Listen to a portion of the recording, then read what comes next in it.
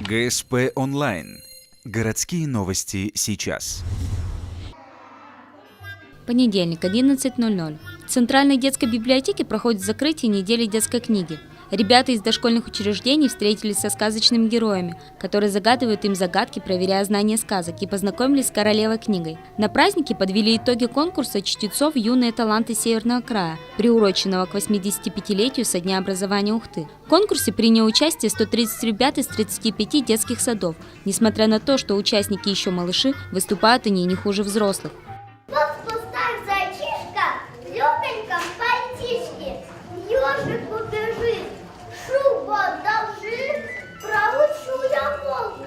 Будет помнить долго. Зайки ешь, пожалуйста, проучи, не жалуйся.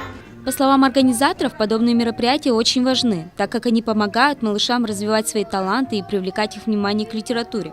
Мероприятия проводятся для того, чтобы детей все-таки приучить к чтению, потому что чтение – это очень важно. Важно в детском возрасте, важно вообще в становлении личности и во взрослении. Очень хочется, чтобы наши дети читали и поменьше сидели за компьютерами. А учат они, конечно же, в первую очередь доброте, учат они хорошему соперничеству.